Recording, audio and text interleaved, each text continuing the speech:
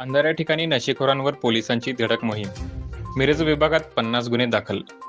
मिरज विभागातील अंधाऱ्या व निर्मनुष्य ठिकाणी दारू पिणारे, नशा करणारे तसेच अवैधरित्या जुगार खेळणाऱ्या इसमांवर पोलिसांनी धडक कारवाई करत एकूण 50 गुन्हे दाखल केले आहेत. जिल्ह्यात वाढत असलेल्या नशेखोरीला आळा घालण्यासाठी आणि भारत सरकारचे नशामुक्त भारत अभियान अंतर्गत ही विशेष मोहीम राबवण्यात आली. वरिष्ठ अधिकाऱ्यांच्या मार्गदर्शनाखाली 14 फेब्रुवारी रोजी सायंकाळी मिरज शहर व कुपवाड परिसरातील अंधाऱ्या व निर्मनुष्य ठिकाणी पायी तसेच मोटरसायकलवरून गस्त घालत संशयितावर छापेमारी करण्यात आली. या कारवाई दरम्यान दारू पिणारे, दारू पिण्याच्या उद्देशाने थांबलेले, नशा करणारे आणि जुगार खेळणारे इसम आढळून आले. त्यांच्या विरोधात कायदेशीर कारवाई करून गुन्हे नोंदवण्यात आले.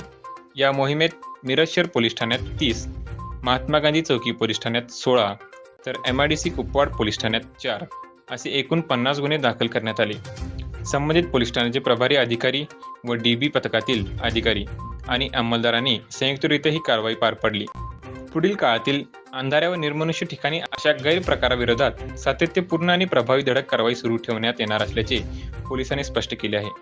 नागरिकांनी परिसरात आढळणाऱ्या संशयास्पद हालचाली किंवा नशेखोरीबाबत तात्काळ डायल 112 वर माहिती देण्याचे आवाहन सांगली जिल्हा पोलीस दलातर्फे करण्यात